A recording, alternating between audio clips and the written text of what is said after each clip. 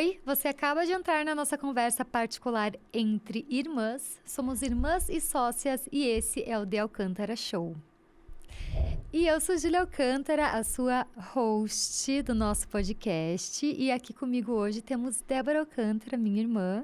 E aqui o Kelvin Kessner, sócio e quarto irmão. Obrigada, gente. Para você que caiu de paraquedas aqui na segunda temporada do The Alcântara Show, nós estamos com um estúdio novo. Ei! Porque antigamente, a nossa primeira temporada, a gente fez tudo em casa, né? A gente fez a nossa primeira temporada virtualmente. Eu na minha casa, a Débora na casa dela, o Kelvin na casa dele. Literalmente isso daqui, só que não físico, só que à distância. E dessa vez nós demos um upgrade, eu diria assim, né? Estamos aqui em Curitiba, nos estúdios da Obra Prima Filmes. Se você é de Curitiba e não conhece, venha aqui conhecer. Ó, já tô falando, vai fazer uma fila aqui na frente. Venha conhecer os estúdios da Obra Prima, porque, enfim, gente, é lindo. Esse é só um dos estúdios. É uma estrutura enorme. Tem vários estúdios, então eles são produtores de vários filmes incríveis e maravilhosos aqui. E um deles é o nosso podcast, o The Alcântara Show. Então, obrigada, Obra Prima, pela parceria e por nos proporcionar esse glow up que estava merecendo o nosso podcast. Mas é isto. Depois dessa introdução, qual que é o tema desse podcast, Débora? O pessoal que está no YouTube já viu ali escritinho no título e você que está ouvindo também pelas plataformas já ouviu, já leu. Mas fala aí pra gente. Hoje a gente vai falar sobre posicionamento de marca, que é uma coisa que, de alguma forma, é algo que a gente mais domina, né? É uma das nossas maiores competências e forças enquanto negócio. A gente entende bastante de posicionamento. E queria trazer alguns insights e para quem está empreendendo, ou mesmo para quem gosta, para quem trabalha com a área de comunicação, enfim, para a gente entender um pouco mais esse assunto de uma forma não tão rasa, né? Então, a gente entende que aqui no podcast a gente tem a oportunidade de falar um pouco mais sobre isso, de uma forma que consiga ficar um pouco mais claro do que se trata esse tal desse posicionamento. Por quê? Porque quando a gente vê um assunto, às vezes, na internet, ou muito superficial, tipo um Reels, um TikTok, ou, sei lá, uma fala, assim, uns stories, alguma coisa nesse sentido, ainda que aquele conteúdo seja interessante e tal, ele não consegue abordar algumas outras camadas. E aí eu vejo, né, que essa dificuldade do público de ficar muito perdido nos conceitos e, enfim, e na aplicabilidade disso tudo, né? Como que eu faço para posicionar minha marca e tal. E aí também a gente vê com a crescente onda de entendimento sobre o que é marca, comunicação, gestão de marca e tal, muitas e muitas pessoas e profissionais mesmo e tal, orientarem o público, enfim, a ter um posicionamento de luxo, né?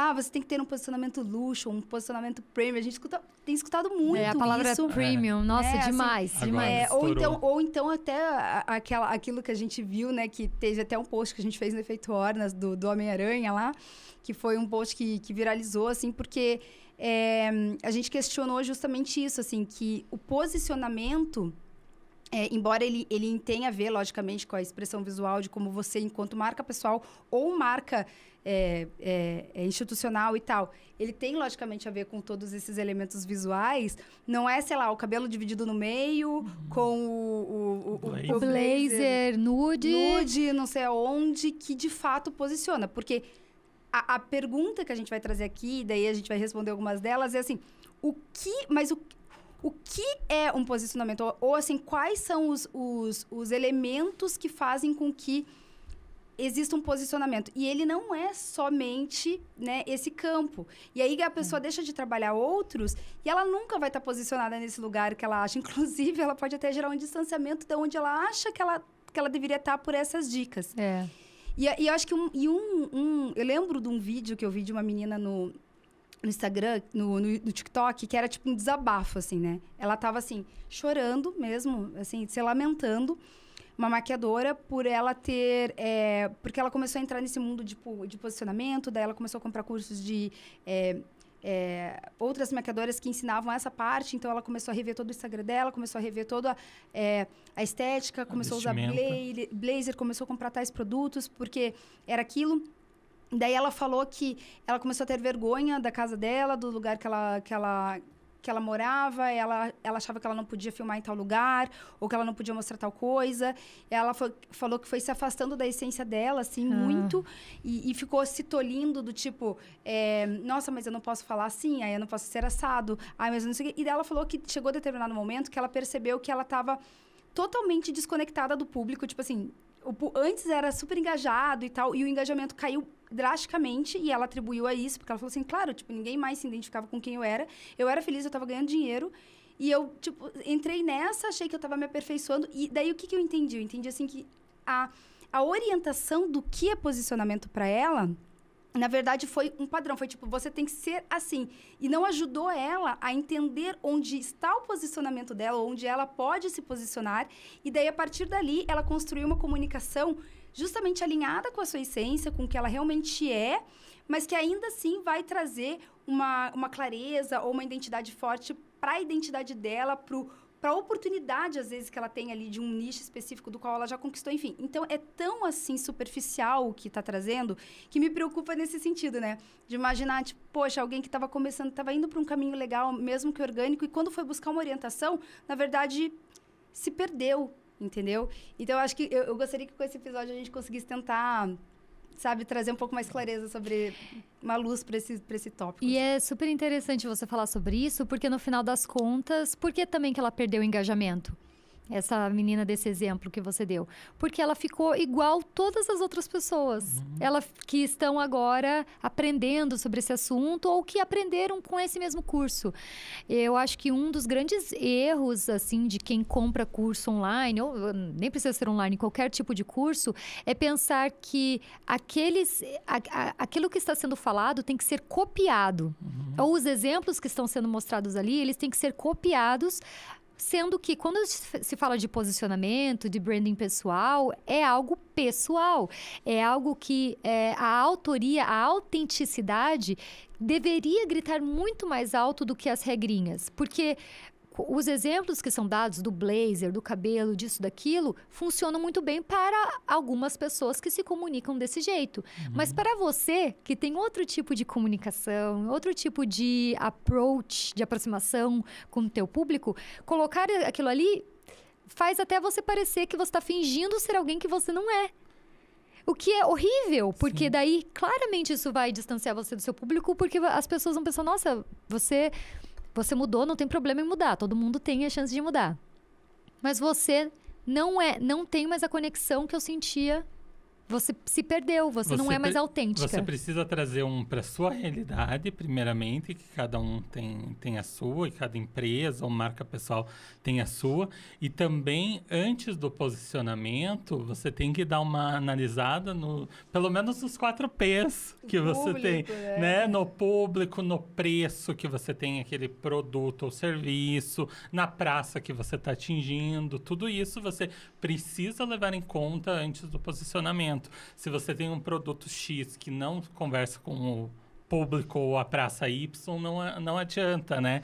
É como... Eu gosto de trazer alguns exemplos da Disney, né? Então, eu tenho... Sempre Disney.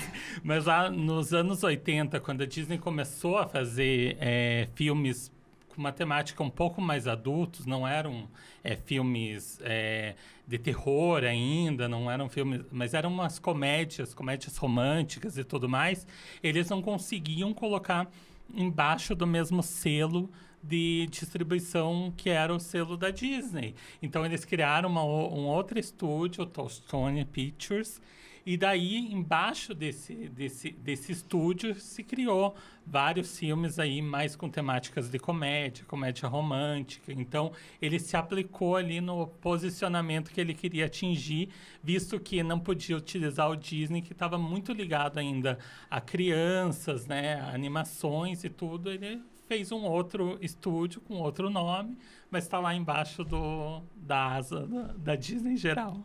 Kel, eu achei perfeito você ter falado sobre essa questão da mercadológica, porque, assim, no meu entendimento, o posicionamento ele envolve 2 camadas ali de posicionamento, que é o mercadológico.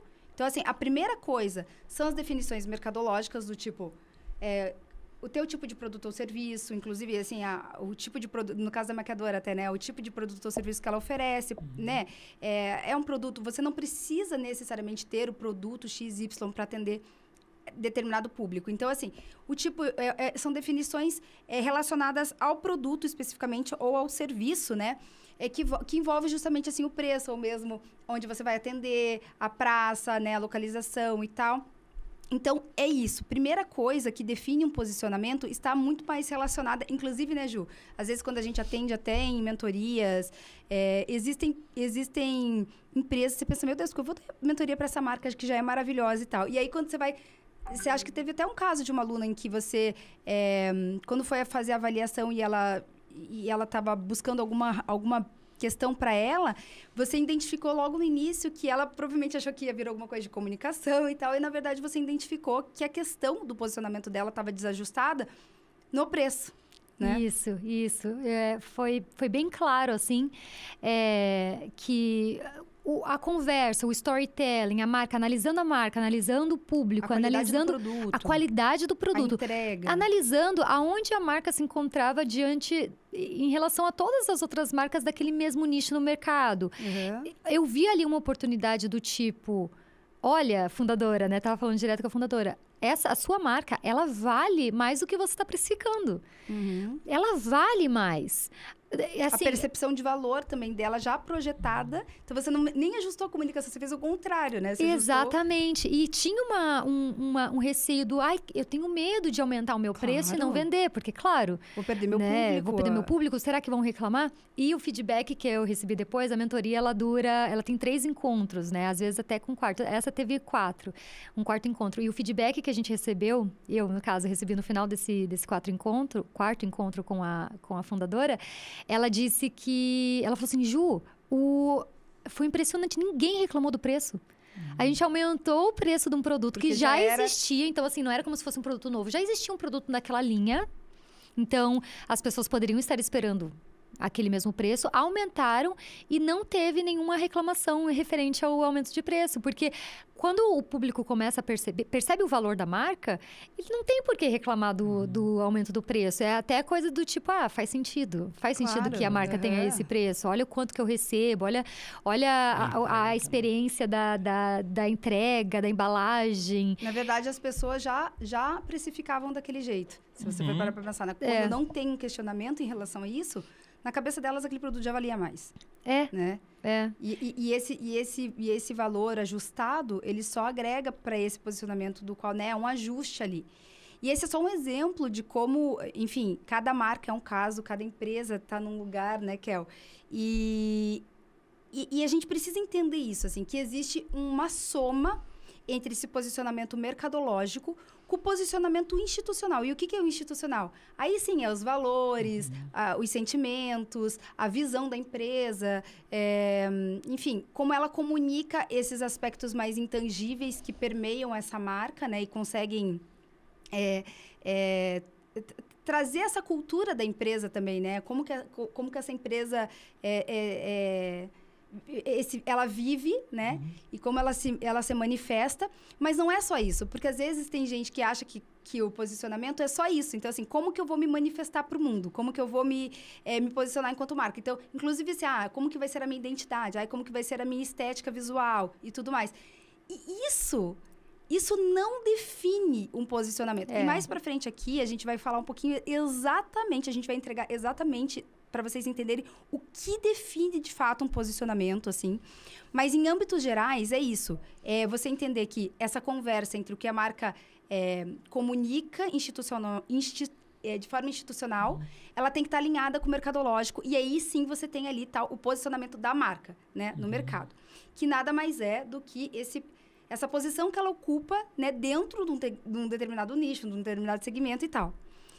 E aí, é interessante a gente parar para pensar, porque existe muita gente que confunde, gente, isso aí. Até assim, é comum a gente ouvir as pessoas falarem assim, então posicionamento é a imagem. Não. O posicionamento não é a imagem da marca, ou não é como ela é vista, não é o brand, não é. O posicionamento, ele é literalmente um documento, ele é uma documentação em que você faz essas definições E ele é como se fosse o norte, o orientador para se criar, então, essa tal dessa comunicação ou dessa precificação. Ele é aquele documento É um guia. Ele é o guia. Então, assim, é a partir dele, através desse posicionamento definido, você vai conseguir entender com qual público que você vai comunicar, né? Com quem que você quer comunicar, quais que são os anseios e desejos desse público, e daí como que eu tenho que construir uma comunicação, então. Porque existe um outro ponto de ruído aí. Muita gente acha que marcas que têm, digamos assim... Eu já vi, gente, muita comparação assim. O que o Starbucks tem de diferente do fulano? De uma marca, tipo, menos. É porque ele tem branding. Não, os dois têm branding. Tipo assim, os dois têm identidade visual. Não é isso que diferencia. A diferença entre esses dois é somente o posicionamento. Um tá posicionando... Mas o outro não é porque é um produto mais popular...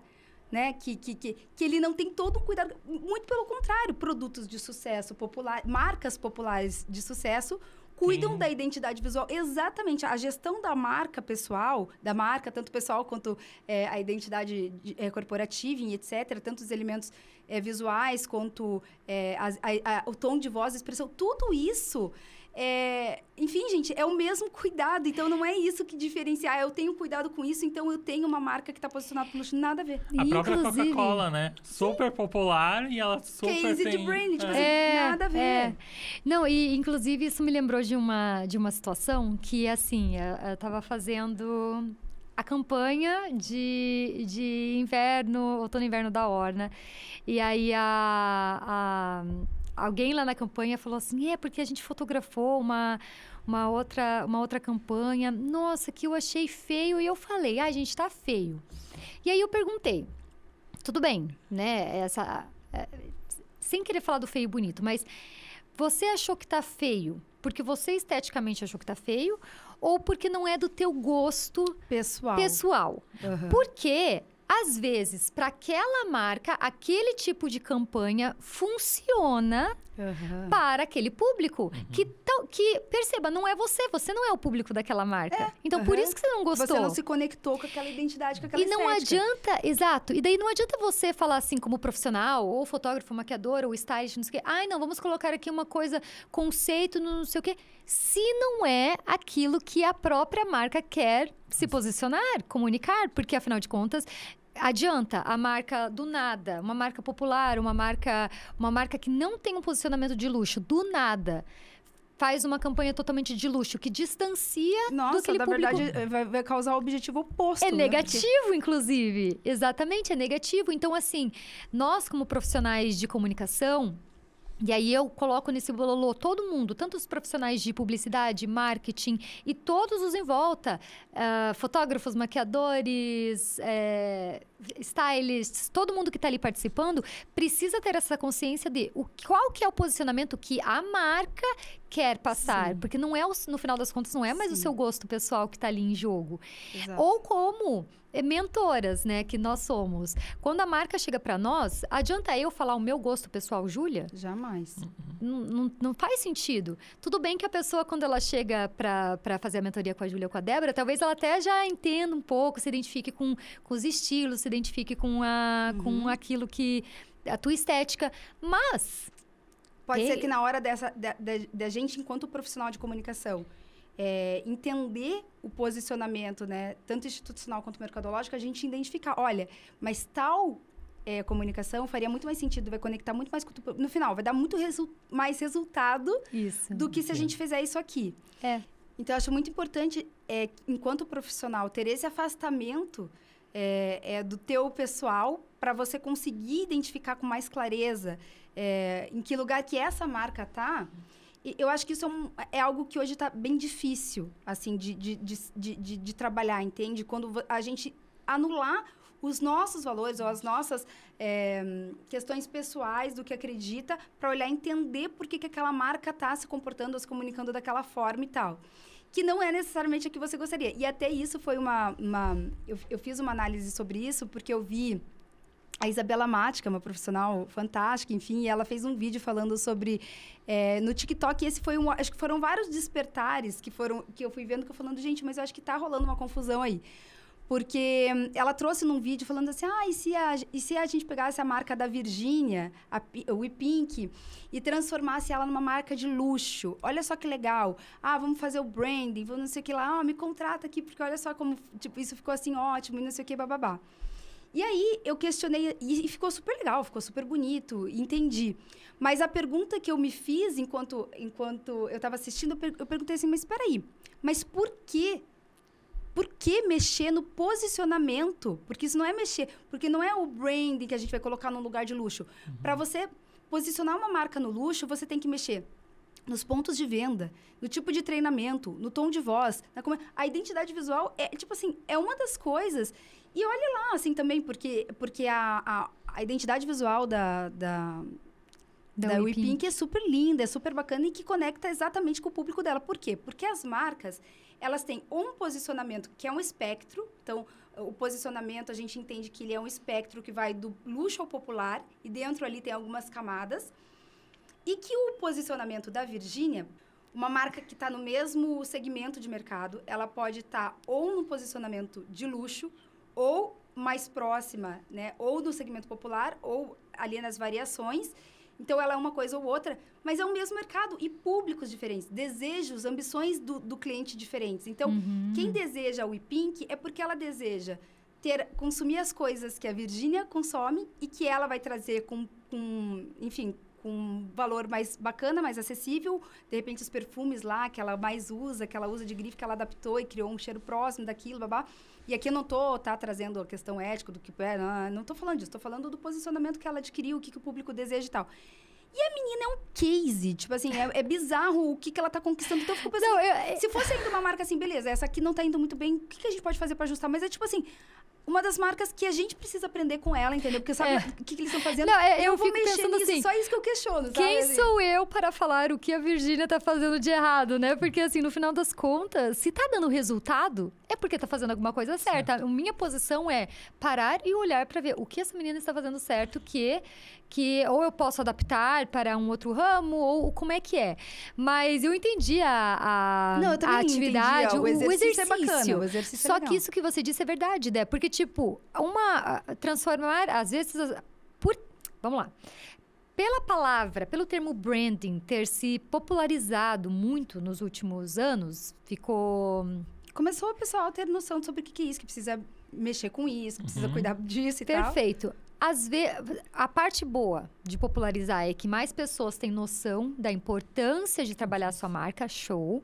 Mas a parte ruim é que o conceito da palavra vai se perdendo, vai ficando superficial. Então, algumas pessoas acham que branding é sinônimo de identidade visual.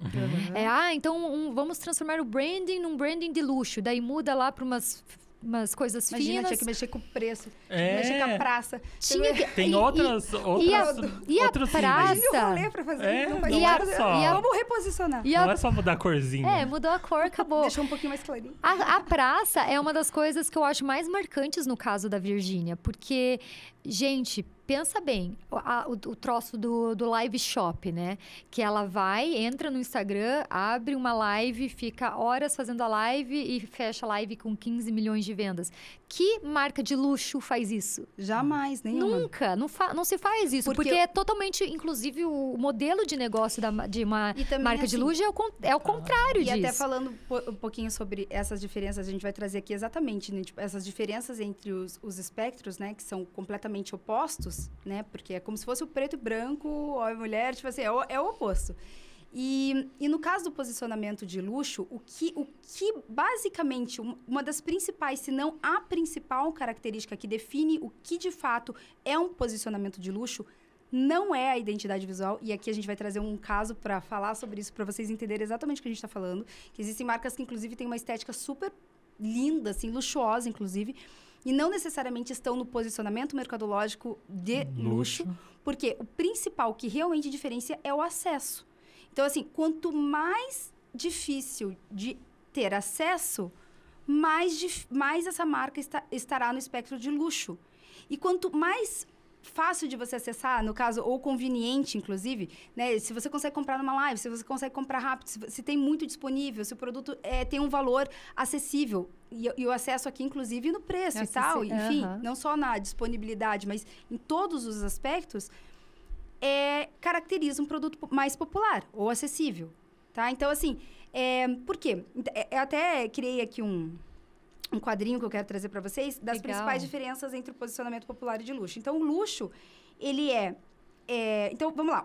O popular são produtos de uso cotidiano, acessíveis e ampla variedade para os consumidores. Já o luxo, ele está associado a produtos com aspiracional, um produto mais exclusivo, com alta qualidade e sofisticação. Então, né, são essas duas variantes. Então, um é de fácil acesso, outro acesso restrito. Um tem grande quantidade, provavelmente, e o outro vai ter uma menor quantidade. Um tem muitos pontos de venda e canais de distribuição, que é o que a gente está falando aqui, e o outro tem menos pontos de venda. Não tem como, tem que ser mais restrito o ponto de venda, né? Muito mais especificado. Provavelmente um tem uma matéria-prima, uma mão de obra mais barata por justamente conseguir gerar em grande quantidade, enquanto que o outro, provavelmente, a matéria-prima, mas em especial a mão de obra é mais cara. Então, naturalmente, isso também posiciona mais para o luxo. Porque a gente também está falando de qualidade final de produto, né? Então, no final das contas, um produto que é feito mais rápido e em maior quantidade, provavelmente a qualidade no espectro do produto. Não que seja uma qualidade ruim, mas ela é inferior. É só tipo um produto, um material diferente, a durabilidade. Né? Exato. Exatamente. A gente vê o detalhamento do acabamento. Muito enfim. isso em tecnologia, né? Muito. Tecnologia, a gente vê o quanto duram alguns tipos de aparelhos e o quanto duram outros tipos de aparelho. Exatamente. Tem muitos cases, inclusive, de marcas que a gente vê exatamente quais marcas de eletrônicos, por exemplo, são mais posicionadas para o luxo e outras que são mais posicionadas para o popular. E ainda que ela tenha um posicionamento de high-tech, e traga, de fato, inovação e tudo, com certeza, para ela conseguir trabalhar alguns elementos ali de tornar o produto acessível, ele vai mexer nessas questões de durabilidade ou, enfim, qualidade. Um tem embalagens mais simples, uma experiência mais simples. É muito mais a conveniência do que a experiência. Então, assim, o popular sempre vai ser o conveniente, o que é mais rápido, o que eu preciso, eu quero, porque eu quero estar com o cheirinho gostoso em tal festa, porque eu quero estar não sei o quê, porque eu preciso ali rápido e tal. Enquanto que o luxo não é zero conveniente. Tipo assim, você não precisa daquilo para aquela hora, naquele momento. Não é sobre isso. É sobre... Eu falei aqui anteriormente, é experiência, né? Inclusive, não é à toa que várias marcas de luxo trabalham com um modelo de negócio, muitas vezes, de pré-venda. Então, a pessoa, ela compra um produto que não tem em estoque, que vai ser feito sob encomenda, se você for pensar, sob encomenda, e ela tem ali um tempo de espera de semanas, às vezes meses. É uma coisa que paga... Por que a noiva paga muito caro? Ela vê muito valor naquilo. Porque, gente, né? Não é uma conveniência que é uma vez só na vida. Que no final das contas também entra na coisa do personalizado. Porque, afinal, é feito pra você, na sua medida. Sim. Então, quanto mais personalizado, mais também luxuoso, mais exclusivo. Isso, porque, afinal, você é um único, né? Então, é exclusivo pra você. Poxa. E aí, tem outra variante que eu acho super legal. Então, um é abundante, o outro é raro, né? A gente tem esse contraste. Um tem competitividade por preço, geralmente, que é um fator que a gente falou que é importantíssimo, e o outro é a competitividade pelo valor percebido. Então, assim, quem mais consegue ter um valor... Não é o preço em si, mas é quanto mais você consegue aumentar por meio da comunicação, enfim, essa percepção de valor e o quanto aquilo vale para mim, aquilo posiciona ela lá ou aqui, né? E cada vez mais para lá do que aqui. E aí tem o custo baixo de produção e um custo mais elevado de produção. Então, isso é só assim, um parâmetro dentro desses espectros, né? Nossa, muito legal. Eu acho bem legal fazer esse tipo de comparação, inclusive para trazer aquilo que a gente falou no começo, né? É bom a gente ver no gráfico ou nessa tabelinha, porque você entende que não é um é certo e outro é errado. Isso, não é perfeito, Júlia. Né? Esse é o ponto. Você precisa fazer isso. Não. Na verdade, são só maneiras diferentes de se comunicar. E por que isso é legal de trazer até? Pensando lá no exemplo do comecinho lá da dor, lá daquela maquiadora. Porque, às vezes, ela de fato não precisaria estar num posicionamento. E não é o fato dela estar trabalhando o posicionamento que deu... Porque o que ela pensou agora? Eu fiquei trabalhando essa coisa desse posicionamento e, tipo, e isso... E me atrapalhou. E não é, de fato, isso que aconteceu. O que aconteceu foi que, provavelmente, ela entrou num lugar genérico, não foi olhado exatamente para a marca dela e encontrado o lugar dela que talvez pudesse estar mais pro acessível, ou um pouco, não de fato popular, mas mais acessível, ou alguma coisa assim, ou sei lá, mais próximo. Ele comunicações que trariam a identidade dela, ela se sentiria jamais se perdendo, pelo contrário, esse processo estaria só trazendo ainda mais clareza para ela. Cada vez mais, né? E ela conseguindo comunicar ainda melhor e se conectando ainda mais com o público. E foi o contrário. Então, isso me dói, entendeu? Tipo, meu Deus, era para ensinar um negócio, aconteceu outra. Então, quando eu criei esse material aqui de fazer esses contrastes, foi pensando em ajudar as pessoas a visualizarem que não existe o certo ou o errado. Existe o seu objetivo. Existe também quais são os desejos do público, né? E a partir desse desejo que tem ali, daqui a pouco o desejo do teu público enquanto maquiadora é ter uma profissional alegre, divertida, que vai trazer um produto que funcione, mas não necessariamente um preço super elevado, mas que ela tá com uma qualidade bem legal, com uma técnica bacana. E todos esses teus atributos, enquanto você, como pessoa, quanto o que você pode oferecer dentro da sua realidade, te tornam única e atendem um desejo específico de um público que é motivado por coisas diferentes de alguém que quer lá um super dia do não sei o que lá, do não sei o que eu não quero aquilo. E até teve um caso também disso daí, né? Teve isso. Teve o caso da maquiadora que... É disso que você tá falando? Da menina que ela foi se maquiar pra maquiagem do casamento dela. Isso. Só que ela não avisou a maquiadora que era maquiagem pro casamento. Porque ela não queria pagar caro pro negócio. Porque ela não queria o extra. Ela não queria a massagem, sei lá, o champanhe, enfim. O espaço do estúdio, não queria nada disso. Eu só ela quer me maquiar. Bonita. E aí deu a maior treta, porque a maquiadora descobriu o casamento. que ela era noiva, e daí fez não sei se fez exposed ou mandou uma mensagem. Colocou, eu acho que, mandou uma mensagem muito chateada, falando você roubou. Não sei, gente, tá? Talvez eu esteja falando. Tô lembrando de cabeça, mas assim, supostamente. Se sentiu enganada ali. Me senti enganada, exato. Então, assim, houve uma conversa, uma discussão sobre isso, né? Claro, será que a menina poderia ter falado? Talvez poderia ter falado, né? Mas ter falado, olha, só que eu só quero os seus serviços sem nada mais. Mas talvez ela ali também tá se sentindo frustrada porque não encontra um profissional que esteja que alinhado entregue com que entrega o que ela quer e que ao mesmo tempo essa pessoa tem um valor, entendeu? Então tá acontecendo isso muito. É um conflito. Porque as pessoas, no fim das contas, profissionais, enfim, não conseguem encontrar o seu lugar. Eles acham que o único lugar pode ser de repente tal e às vezes tem um outro público demandando uma outra coisa, uma oportunidade. Deixa eu de fazer mercado, um exemplo também que tem a ver com casamento, que, né, eu casei há pouco, então eu tô com isso aflorado na minha cabeça. Mas a minha boleira, a profissional que fez o meu bolo de casamento, que inclusive é maravilhoso, o nome dela é Ana Clara ABS. E a marca dela sempre foi essa, Ana Clara ABS, o nome completo dela. E ao entrar no Instagram dela, no entanto, tem vários produtos, vários bolos lindos, mas também vários bolos infantis. Então, eu via muitos bolos para infância. Daí, eu fiz uma reunião com ela, né? Já conheci... Na verdade, eu conheci ela de um jeito muito legal. Ela entregou o cartão pro Will uma vez que a gente estava visitando um local. Experimentado e amado, né? Não, a gente ainda não tinha nem experimentado. Não, mas depois dessa situação do que ela te deu o cartãozinho, vocês amaram o bolo. A gente não foi a experimentação veio depois, mas mesmo assim, foi assim, a primeira impressão, ela chegou, a gente estava visitando um local e ela viu o Will e reconheceu e entregou o cartãozinho. Olha, eu trabalho com bolo. Eu acabei, na verdade, estou até tirando um bolo de um casamento que eu fiz. Então, para nós, então ela trabalha com bolo. Trabalha com bolo de casamento. Legal, bacana. E entregou um cartãozinho, show. E aí, eu mandei uma mensagem para ela. Oi, você mandou uma mensagem para mim, né? Muito tempo atrás, não sei o quê. Mandou teu cartãozinho, eu queria conhecer teus produtos. Daí, ela começou a mandar para mim os produtos. As fotos dos produtos, né? Eu gostei. Falei, nossa, gostei da estética dessa menina. E aí, foi um momento de provar, daí que provei, gostei. Falei, não, é esse mesmo, tá aprovado. Eu lembro, porque a gente comeu lá aquelas duas opções, o limãozinho lá na firma, né? Exatamente. E aí, quando eu... Só que, ao sentar e rodar o Instagram da Ana, você mais vê fotos e postagens de produtos de bolo de criança infantil do que de casamento. Então, provavelmente, às vezes, quem não sabe, quem não chegou nesse approach, chegou só pelo perfil dela, talvez não... Não entenda, talvez não entenda. Ou assim, e só se você arrastasse lá pra baixo que você via uns bolos de casamento.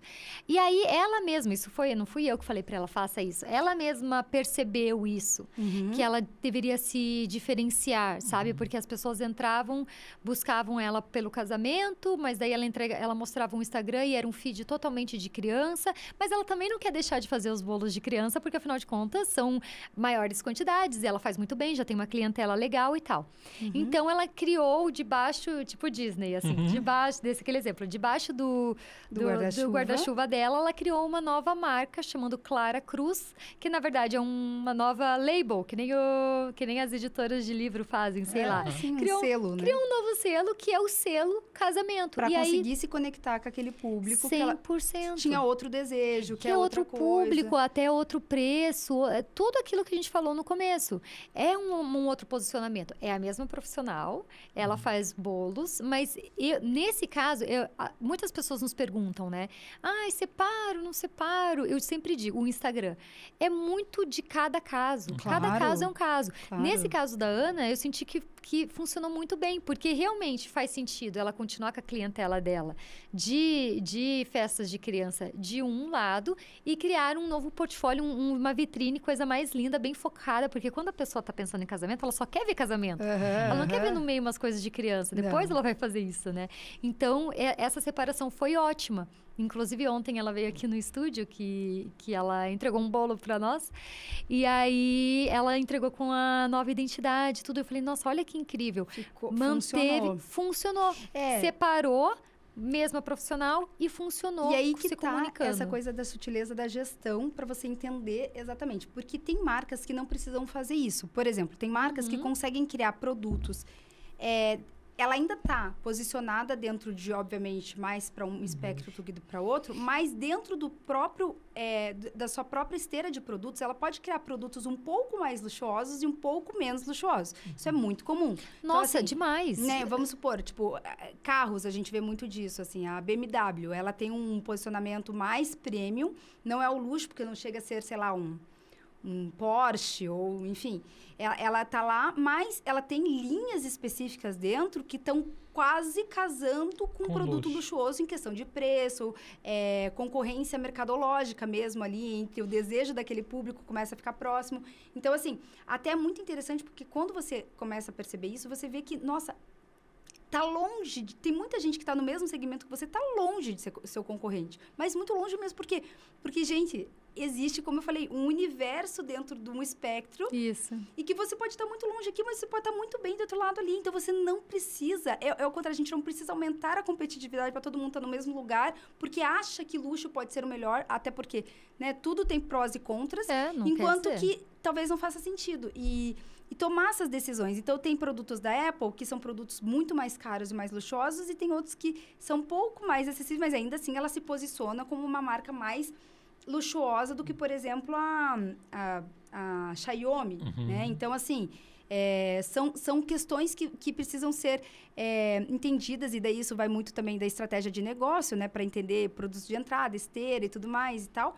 Mas, no geral, não há necessidade necessariamente. Por isso que é muito pessoal. E isso que é gestão. Isso que é gestão de marca. É a primeira coisa, você fazer esses ajustes de posicionamento para daí sim, né, que é tomar decisões de daí...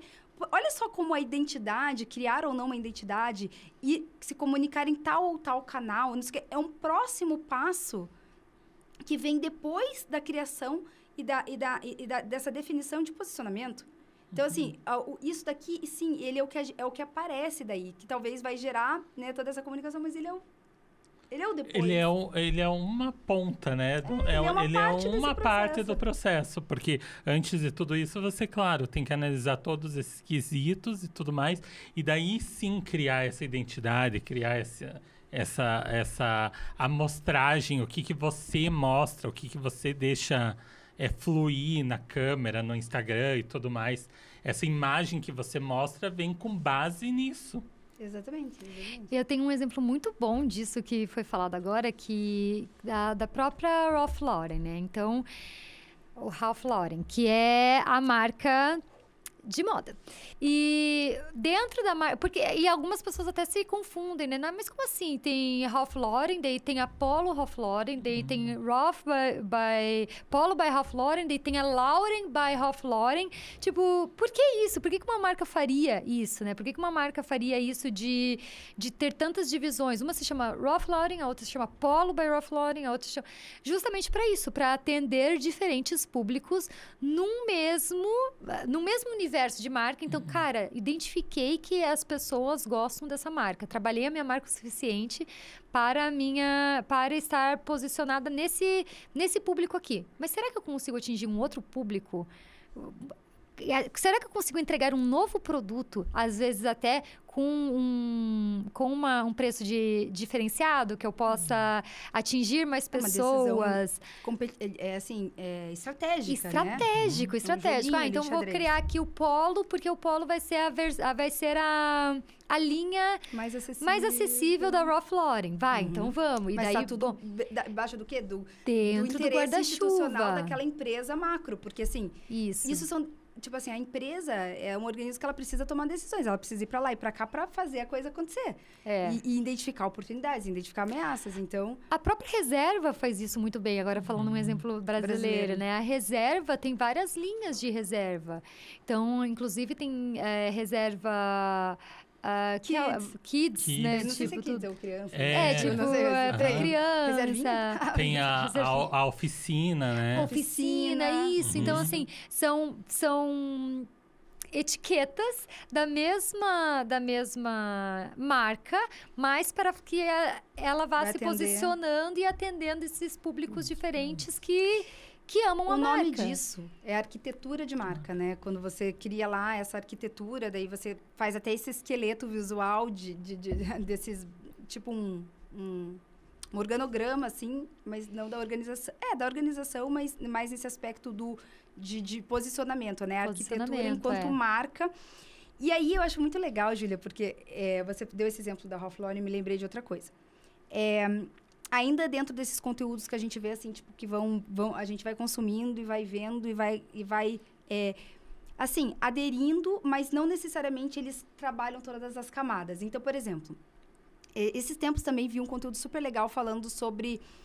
você já percebeu que marcas de luxo, as campanhas, as modelos não aparecem sorrindo?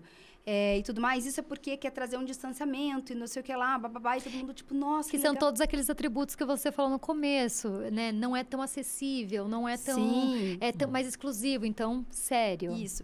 E aí, beleza, você fala que legal, faz sentido, e aí você pensa, ok, tipo, faz sentido e tal. Então, assim, em partes é uma verdade, só que não totalmente verdade. Por quê? Porque quando, nesse vídeo específico, nesse exemplo específico, ele estava falando sobre marcas de luxo, ele estava se referindo a grifes. Então, ele considerou que marcas de luxo eram as grifes. Por quê? Porque todas estão ali numa precificação, né? Mercadológica, provavelmente estão muitas na mesma praça, né? Então, parecem que estão... De fato, elas são ali consideradas essas grifes. Só que ele esqueceu de um detalhe, que... Dentro do posicionamento, uma coisa importantíssima dentro desse processo também, além da questão do acesso e tal, é a questão dos desejos e, assim, do que move... O que move aquele consumidor a consumir determinada marca, a dar preferência para X ou Y marca. E aí vem a importância do posicionamento institucional. Por exemplo, quem gosta da Balenciaga... provavelmente é um outro público, embora tenha o mesmo preço, e, às vezes esteja nas mesmas praças e tudo, ele entra na loja porque tem uma série de outros atributos relacionados à narrativa de marca, valores da marca, que conectam com um determinado público que desconecta com outro. E aquele público, ele vai comprar de tal marca e não daquela. Então, não é uma verdade que todas as marcas de luxo trabalham com modelos só... Boa parte delas, sim. Sério? Mas algumas, por exemplo, que enxergam o luxo, que é o caso da Ralph Lauren, por exemplo, que enxergam o luxo não nesse lugar de status ostentação assim, como exemplificar? É difícil porque são coisas bem subjetivas. Mas eu entendo o que você está falando, que é aquela questão da... falando de luxo, falando de riqueza, falando de realeza. Falando de luxo como nesse lugar de tradição, nesse lugar de ancestralidade, nesse lugar de algo tradicional. Inclusive, assim, quando a gente pensa, né, em muito luxo ou em marcas da Inglaterra, ou daí você começa a pensar... reinado, realeza. Isso. E aí família real. E você entende aquilo ali como luxo. Se você observa daí o comportamento, por exemplo, de pessoas da realeza, uma marca registrada deles é o sorriso. É a gentileza. Porque isso que é chique, isso que é elegante em essência, assim, sabe? Eu não preciso fazer o carão para mostrar que eu tenho muito, que eu posso, e que tal, e que não chegue perto.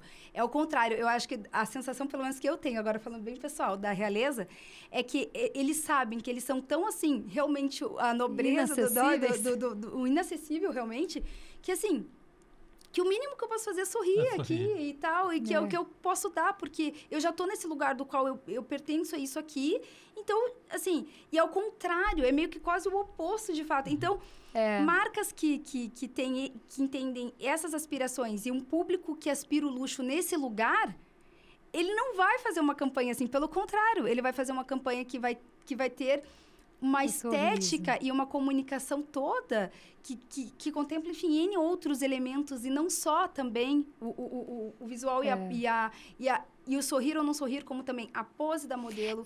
Não é só o sorrir, às vezes nem está sorrindo, mas é como um todo, a estética como um todo.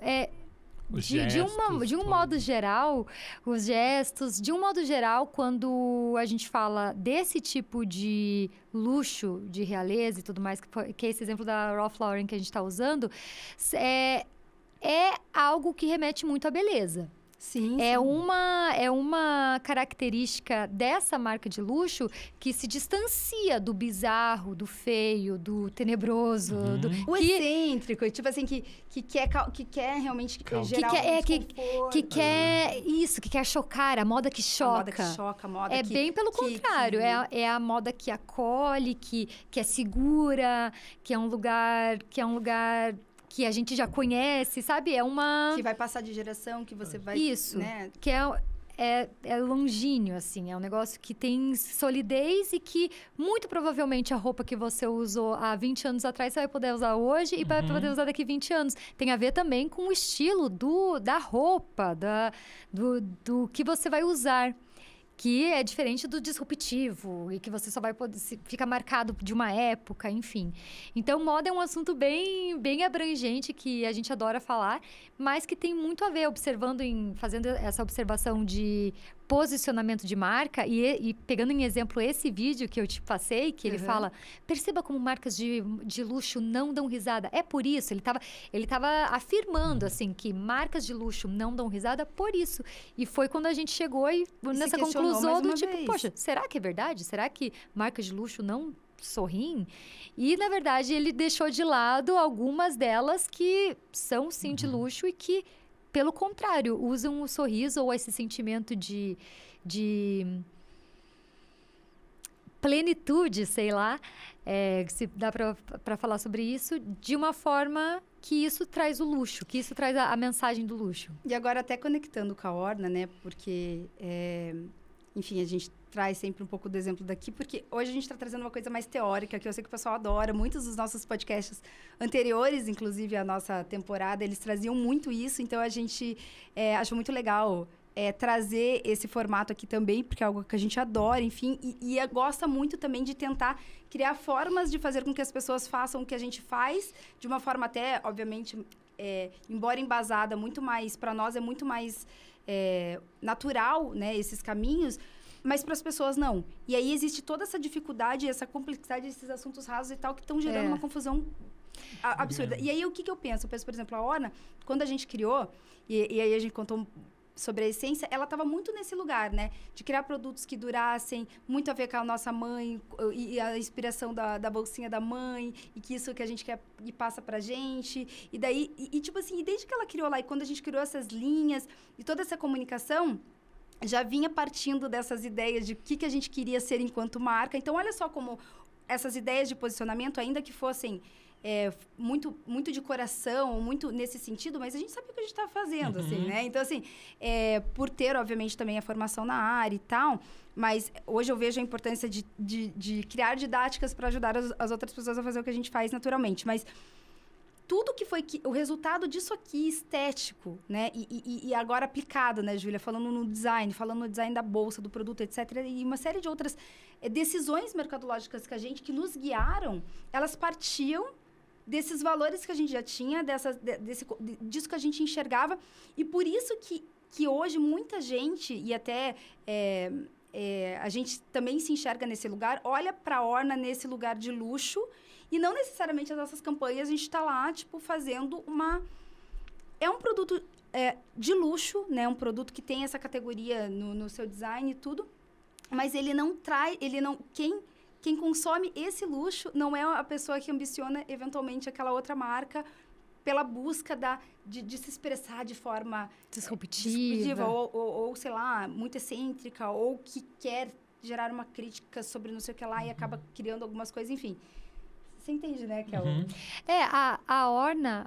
Não, pode, vai você, depois eu quero ouvir. Não, fala, Kel, fala. Não, porque justamente assim, você falou, né? Foi tudo muito orgânico, né? Veio tudo muito orgânico a criação.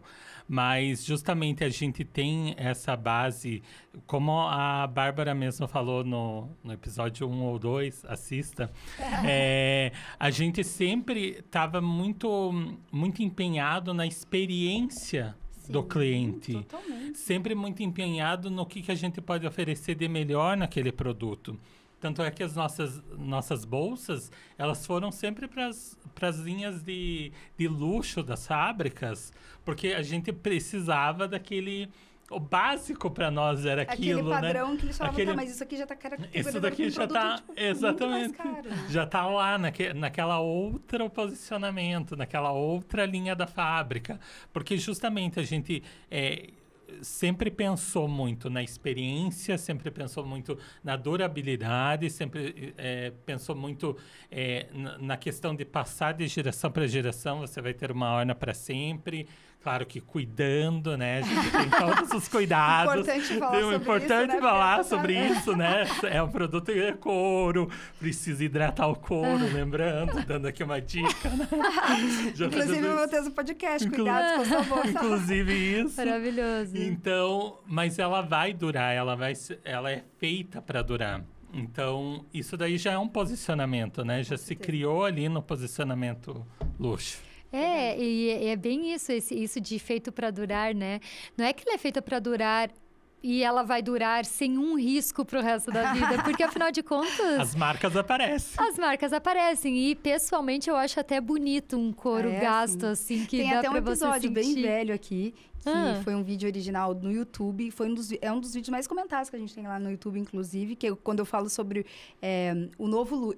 O título é o Novo Luxo, né?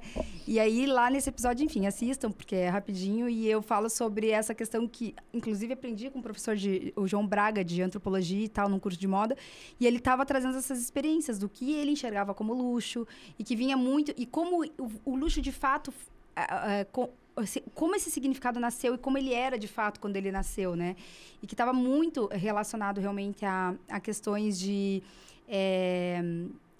herança e tal, e coisas, inclusive, marcadas. Então, era bonito você ver a prata marcada. Você via uma louça numa casa que não tinha muitas marcas, você pensava, não sei não ser bom, porque teve que comprar novo. E era o contrário, você via aquele tapete velho, esse aqui... Durou, várias pessoas passaram. Aquela jaqueta de couro com aquela coisa. Não, mas isso aqui é um couro a vida inteira, só dá uma hidratada, não importa. Mas, tipo, isso aqui, gente, olha que tem história, né?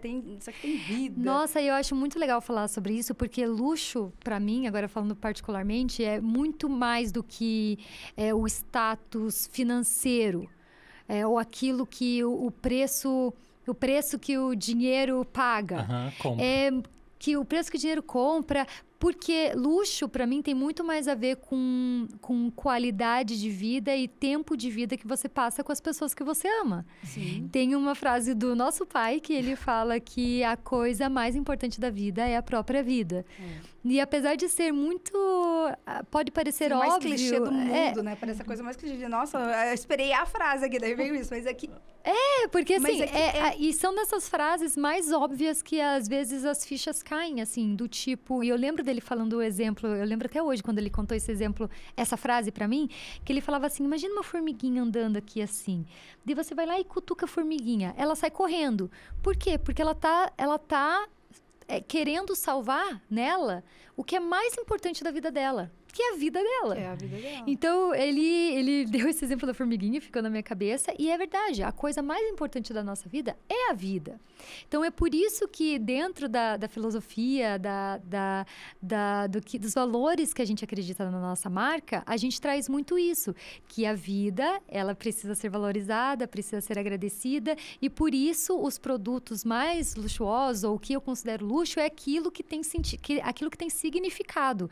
Aquilo que significa algo, um presente que a minha mãe me deu e eu vou levar comigo e tem um significado. E que também, assim, que vai funcionar na tua vida, que não vai te tirar teu tempo na hora de você ficar criando, né? Quando você tá num produto sei lá, uma coisa assim. Mas aquele, tipo assim, sabe? Você vai estar linda, você vai estar bonita, você vai estar legal. E você não é uma preocupação, ele só soma pra você, entendeu? Daqui a pouco você compra uma bolsa aleatória e daqui a pouco aquilo não funciona mais. Aí você, não sei o que, o troço tá te dando mais problema do que solução na vida, entendeu? E, tipo, te perdendo coisa. Então, assim, no fim das contas, tudo se amarra a uma ideia de que... E justamente olhar para a vida com otimismo, embora entendendo, né, o quanto a gente tem situações do qual a gente não consegue ser perfeito e abraçar tudo, mas a partir do momento que a gente mesmo consegue olhar para as pequenas conquistas e fazendo as coisas e admirando e valorizando mesmo a vida e o que realmente tem valor... enfim, eu acho que a Orna, ela carrega tudo isso, né? Uma bolsa carrega muito mais do que... o que a gente, de fato, carrega na nossa bolsa, quem sabe, não é os objetos que tem nela, né? Mas é tudo isso, é toda a forma com que a gente enxerga e vive a vida, né? É perfeito. E é isso... É bem isso, assim. É isso de você valorizar o dia a dia, as coisas ordinárias da vida, a rotina. Às vezes a gente acha que para valorizar, a gente é pego, né? Muito na falha de só valorizar a vida ou as coisas quando tá tudo muito feliz, ou quando um evento muito grande acontece, ou quando você vai ter uma viagem. Poxa, mas a vida não é aquela viagem, a vida não é aquele evento especial que aconteceu, a vida não é só as vitórias, a vida é todos os dias, todo santo dia, é o caminho, assim, não quero nem, esse maior papo de coach isso aqui, a gente tá longe de ser coach. A gente vendo falar de posicionamento. De repente a gente já tá num outro nível, na vida. Tipo assim, nada vida. Mas é porque faz parte mesmo da nossa vida. Eu acho que a gente é muito da profundidade, gente, sério. Não tenho... Cara, a gente vai indo, vindo, daqui a pouco tá lá.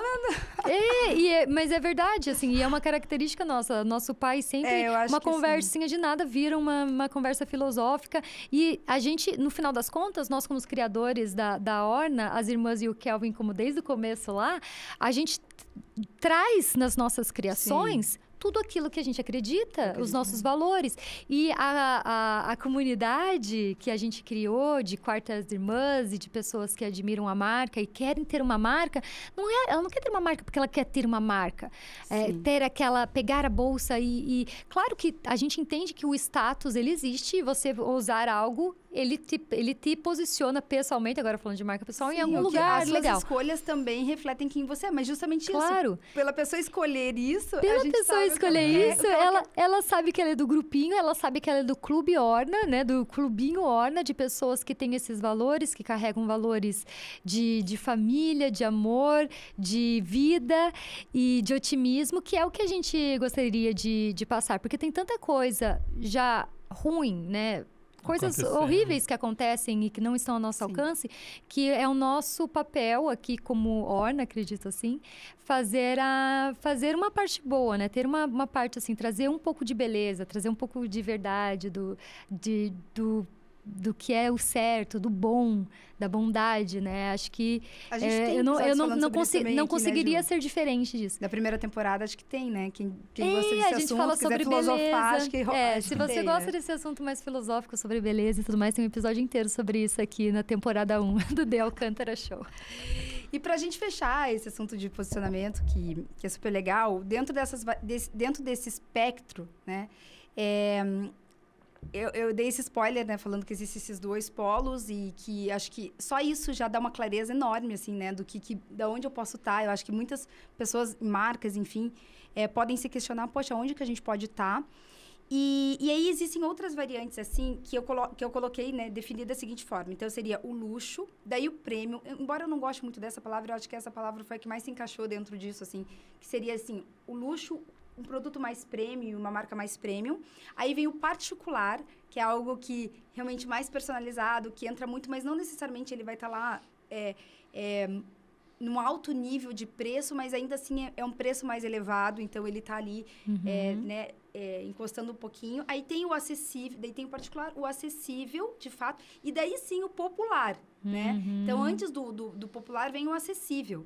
E aqui tem um exemplo que eu queria trazer para vocês, que eu acho legal de a gente explorar e contar mais um pouquinho, até para a gente fechar esse assunto, assim, mas que eu acho que pode trazer. Então, muitos dos insights que partiram hoje desse episódio aqui vieram tudo de conteúdos que eu fui vendo nos últimos tempos, assim, fui reunindo para finalmente, conseguir, sei lá, construir alguma coisa e gerar uma linha de raciocínio para a gente conversar, assim, sabe? E mais ou menos como eu faço nas minhas lives, assim, às vezes eu pego alguma coisa e tal, não sei o que e tal, e resolvi trazer aqui. E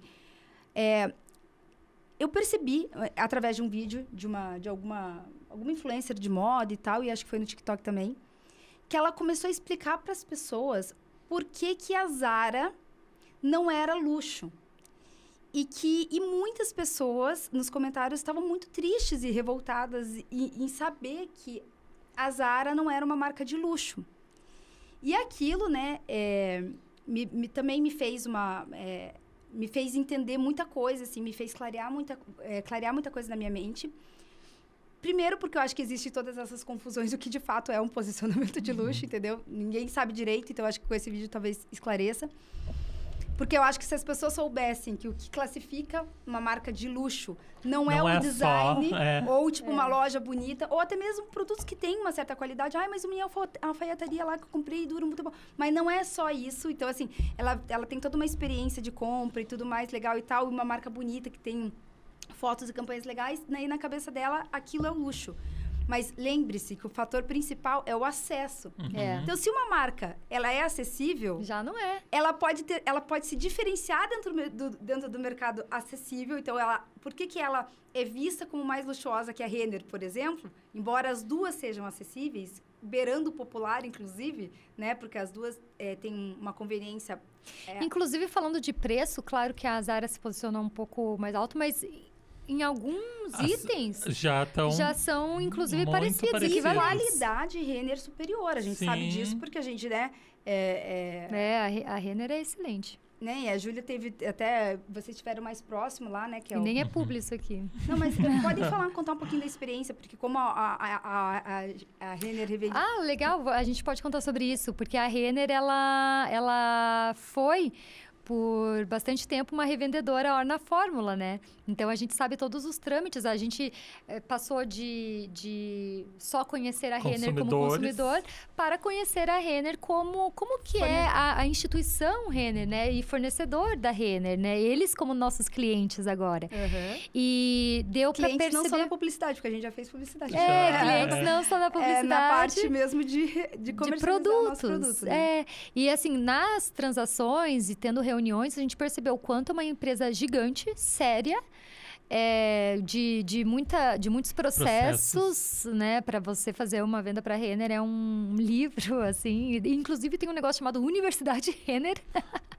Que eles vão mandando vídeos explicando como que funciona lá dentro para os fornecedores. E é uma empresa que teve muito match com a Orna Fórmula, porque a Orna Fórmula, obviamente, assim como a Orna, faz um filtro da onde a gente quer que a nossa marca esteja. Porque assim como a acessibilidade ela é uma coisa boa, né, as pessoas precisam ter acesso à nossa marca, pelo menos eu quero que as pessoas tenham acesso à minha marca, é importante eu saber aonde que ela vai ter acesso. Qual o ponto de venda que a gente vai Qual escolher, que vai ser legal. E ao mesmo tempo que conecte com o nosso público que quer, né? Perfeito, tem que ter match, porque senão até estranha. Nossa, mas o que tá fazendo ordem aqui, nesse lugar? Ou nunca imaginei, né? Enfim, pode gerar ruído de comunicação, né? Sim. Pode gerar um ruído. E a Renner, ela tem várias ações bem sérias sobre sustentabilidade, sobre como funciona a produção. Tem um número que eu não vou lembrar agora, mas é um indicador bem alto de porcentagem de reciclagem que eles realizam. E a Renner é brasileira. Isso. Sabe? Assim, a produção da Renner, se não me engano, é do Rio Grande do Sul agora, inclusive, né? Falando agora de Rio Grande. A gente sabe a origem, né? Exatamente. Então, assim, todos os atributos que ela foi nos explicando, né? O nosso ponto de contato foi nos explicando, para nós fez muito sentido. E, assim, apesar de sou consumidora Zara, não falo que não sou, nunca disse que não sou, eventualmente compro lá, e principalmente pela conveniência. Sim. Assim, putz, estou precisando de um negócio, vou lá, sei que vai me servir, porque eu já sei que a grade é essa, tal, e preciso para agora. Sim. É lá. E... No entanto, sei que tem alguns produtos de qualidade. No entanto, a Renner tem muitos produtos de qualidade, sim.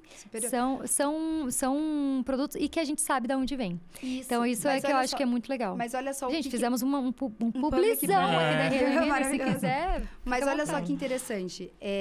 Quando o público, de forma agora mais abrangente, assim, né, uma massa, o grande público olha para as duas marcas, enxerga ela em lugares diferentes. Tem uma percepção ali diferente, que a Zara é mais elevada, ao ponto de que no mercado brasileiro, justamente porque esse é um ponto de consideração em relação à percepção de valor de público e de valor de marca. Claro, né, gente, eu não preciso falar, mas isso varia muito de país para país e região para região, justamente pelo acesso, literalmente pelo poder aquisitivo desse público. Então, o Brasil é um país subdesenvolvido, onde o poder aquisitivo das pessoas é muito inferior ao poder aquisitivo de países europeus, né, que é de origem da Zara. Então, enquanto que na Europa a Zara é vista como o popular do popular, assim, ela não é nem acessível, ela é o popular. Isso porque... Fast fashion, né? É fast fashion e super popular, porque até aquela característica da promoção, né? Produtos que entram em promoção e tal, e que você comprou há pouco tempo por 50 euros, agora custa 5 euros, tipo, no saldo. Então, tipo assim, para aquele público, aquilo já caracteriza totalmente que ela tá ali. Independente se é estética, se é entrega lá, isso pode ser, digamos, um atributo para fazer uma escolha entre o acessível aqui e esse acessível aqui. A Zara me atende muito mais, porque ela investe em design, investe em produtos bons, inclusive, e tal, e ainda me oferece isso. Mas ela é popular, acessível popular.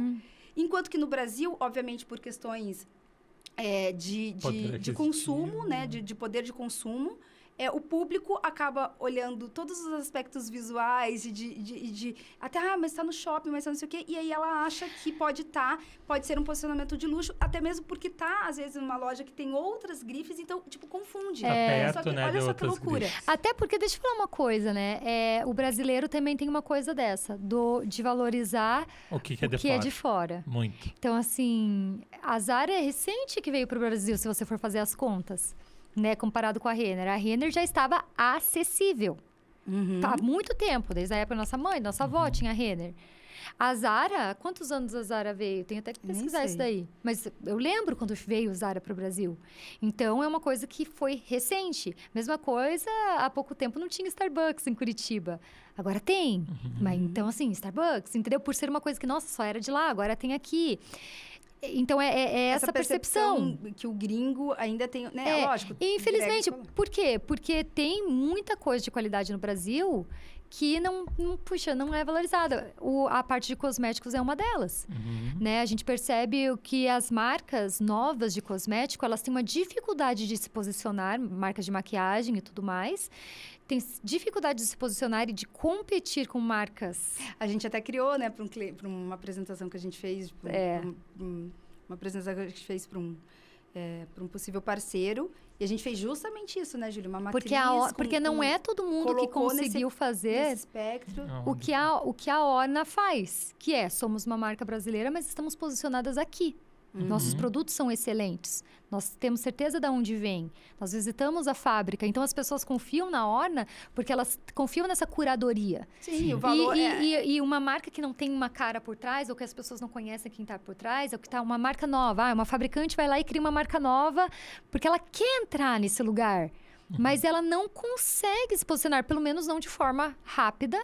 Né? Tem que ter muito investimento em branding, muito investimento em comunicação, muito investimento para conseguir se posicionar. Porque, infelizmente ou felizmente, o brasileiro ainda tem essa visão de que o que é feito no Brasil não tem tanta qualidade como o que é feito lá. O que é muito errado, mas quem entendeu já entendeu. Também já entendeu. Né? Tá começando a... É uma transição. Mas eu acho que também, obviamente, se a gente for falar até, inclusive, tipo, na parte de design visual e tudo mais, eu acho que toda a comunicação de marca da Zara... Ela é enfim, é linda, ela tem um posicionamento que daí vem o peso da estética nesse contexto, porque eu acho que existe esse contraste também. Organização das lojas. Visual merchandising. Né, toda essa parte ali de arquitetura da própria loja. Então, e o próprio design das peças, né? Sim. O próprio design das peças. Eu acho que a Renner não deixa a desejar. Tipo, hoje ela entrega... Mas, gente, é assim... Inclusive, assim, uma é preto e branco. E a gente sabe, tipo assim, o preto e branco, ele é um clássico. O vermelho, ele é uma coisa, tipo, mais acesso. São até as questões subliminares e até a gente daí entra nesses campos muito mais... de psicologia de cores. Psicologia de cores, de fontes, de não sei o quê, que envolve... Sim, gente, comunicam. E não importa o que a gente queira ou não. O tipo de linguagem de campanha, o tipo de forma com que... vamos supor, a Renner, ela quer mostrar que é Renner para todos, nananana. Então, ela traz muito isso, tipo, quer falar que é acessível. A Zara, ela tem um posicionamento acessível simplesmente pelo preço e o lugar onde ela tá. O resto, tipo... Não. Nem tipo, falamos. Roupa e tal, e tipo... Não tal. é aqui. E aí, as fotos super conceituais, engraçadas, que até, né, tipo, agora eles estão lá mais próximos, fazendo o quê? Fotos de selfie, né? Então, tipo assim, agora aproximou, entendeu? Deixou um pouco mais acessível, assim. Mas, assim, tipo, no geral, o acesso não tá exatamente ali. Então, olhe como...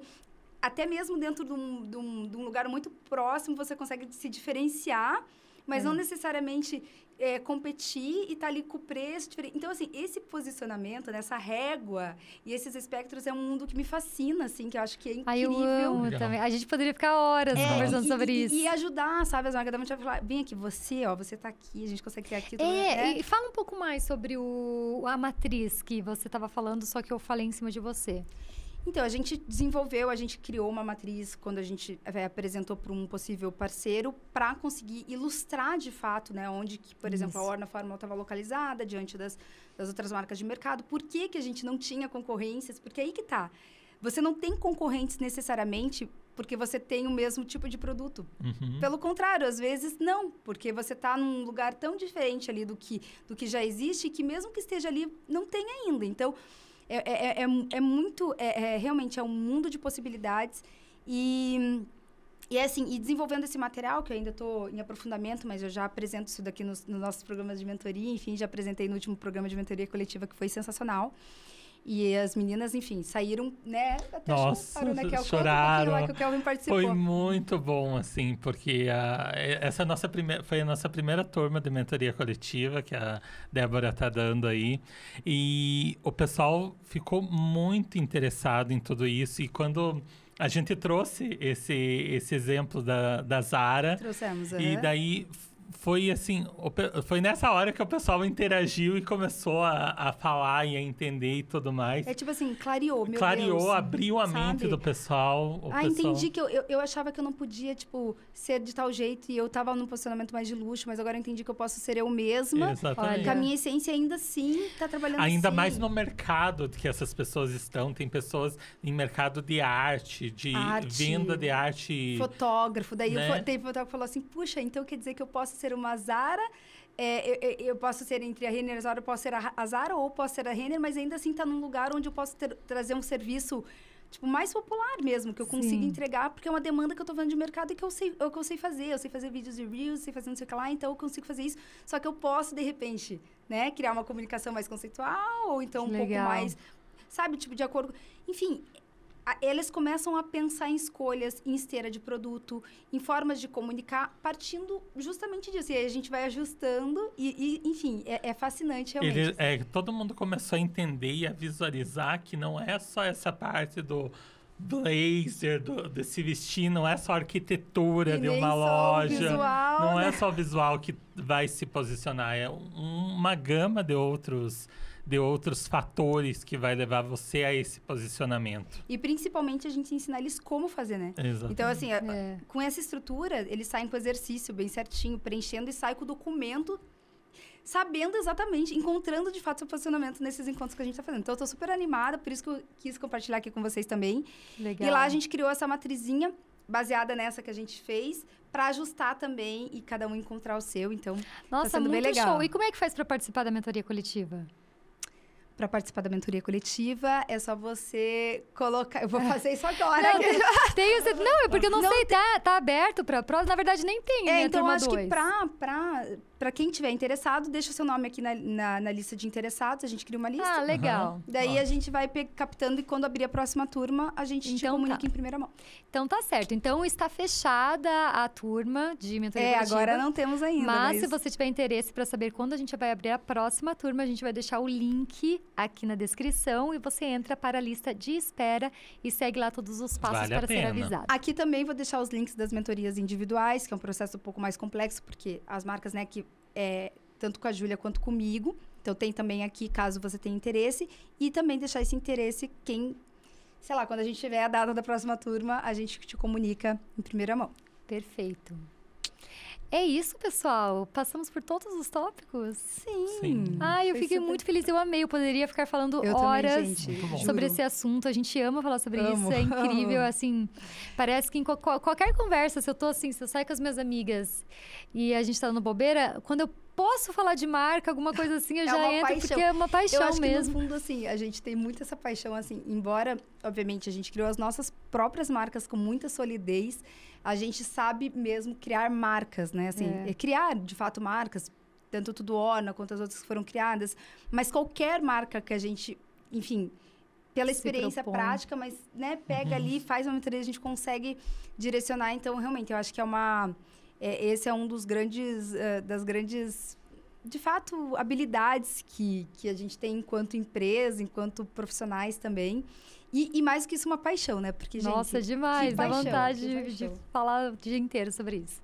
Gente, muito obrigada pela presença de vocês. Adorei, Kelvin. Obrigado. Adorei, Débora. Obrigada. Obrigada a você que assistiu mais um episódio do The Alcântara Show. Nos siga nas redes sociais. Vai estar aí embaixo. Débora Alcântara, Kelvin Locke.